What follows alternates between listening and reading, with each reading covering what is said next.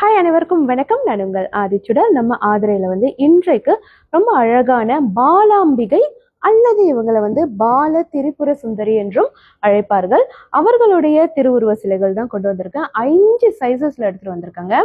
So இந்த சிலை நீங்க பாத்தீங்கன்னா கீழ்ப்பகுதியில ரொம்ப அழகா தாமரை மலர் வடிவத்தில் அவங்க அழகா அமர்ந்த கோலத்தில் 4 திருக்கரங்களோடு இருக்காங்க. இது நீங்க பாத்தீங்கன்னா 7 inches ஹைட்ல ரொம்ப கிராண்டா ரொம்ப அழகா பண்ணியிருக்காங்க. அவங்களுடைய திருமுகம் நீங்க பார்க்கலாம். குழந்தை வடிவத்தில் இருக்கக்கூடியவர் தான் பாலாம்பிகை.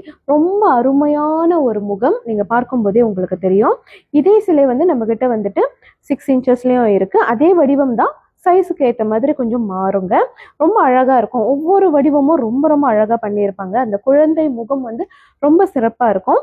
ஸோ இது நீங்க பாத்தீங்கன்னா ஒரு 5 inchesல கீழே நீங்க பாத்தீங்கன்னா ஒரு பீடம், அதற்கு மேலாக தாமரை மனையில் அமர்ந்த கோலத்தில் ரொம்ப அழகா பாலாம்பிகை சிரித்த முகத்தோடு இருப்பாங்க. அடுத்தது நீங்க பாத்தீங்கன்னா நம்ம கிட்ட ஒரு 4 inchesம் இருக்கு.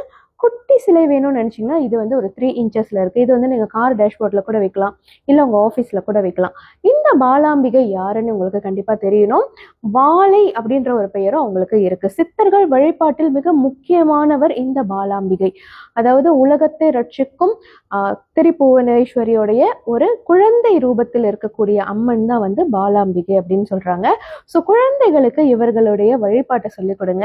ரொம்ப அருமையான நல்ல நல்ல பலன்களை அவர்கள் சிறு வயது முதலே ஈர்க்க முடியும். ரொம்ப அருமையான ஒரு திருவுருவங்க. யார் யாருக்கு பாலாம்பிகைனா ரொம்ப பிடிக்குமோ மறக்காம இந்த சின்ன குழந்தைய உங்க வீட்டுல வாங்கி வச்சிருங்க. நன்றி, வணக்கம்.